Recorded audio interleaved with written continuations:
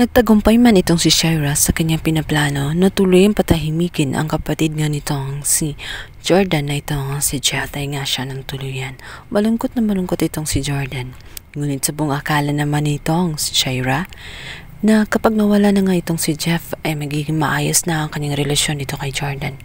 Ngunit dahil sa kanyang ginawa, dahil sa pagkamatay nga nitong si Jeff, ay lalong magdududa itong si Jordan sa kanya, kung kaya't mamumuo ang galit sa puso nga nitong si Jordan. Mula nga noon ay lumalayo na ang loob nitong si Jordan sa kanya at puro na lang galit ang laman ng puso.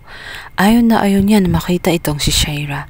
Hindi din niya gusto na pumunta pa si Shaira sa naturang burol ng kanyang kapatid.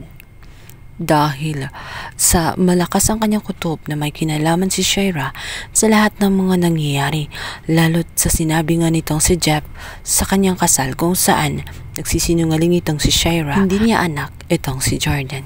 Kaya't maraming mga tanong sa kanyang isipan na gusto niyang matuklasan, lalong-lalo na ang katotohanan sa pagkawalangan nitong si Jeff. Sa kabilang banda, magpapaubayan naman itong si Leon at uunawa siya sa sitwasyon dahil sa pagdadalamhati nga nitong si Jordan ay papayagan nga niya si Christine na makalapit upang dumamay dito kay Jordan. Naiintindihan naman niya ang sitwasyon at hindi siya mag-iisip ng kung ano-ano dahil kahit anong gawin niya ay pamilya pa rin sila dahil ama ni Jordan etong si Tori, kung kaya't nararapat lang na damayan pa rin niya ito. Samantala, bigo itong si Shaira. Akala niya ay maging maayos ang lahat.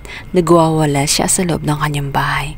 At sinisisi niya ang lahat-lahat ng dahil kay Jeff ay lumayo sa kanya ang kanyang asawa ngayong si Jordan. Pinagdududahan pa siya dahil nasabi nga ni Jeff ang katotohanan sa kanyang mga pinagagawa.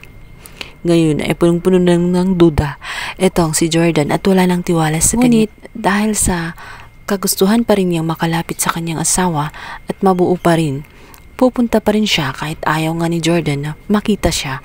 Dito nga ay magpang-abot nga sila nitong si Christy. Kaya naman sasabihin nga nitong si Christy kung saan na para umano siyang linta dahil dikit ng dikit kahit na sinusukan na nga siya ay gustong-gusto pa rin niyang lumapit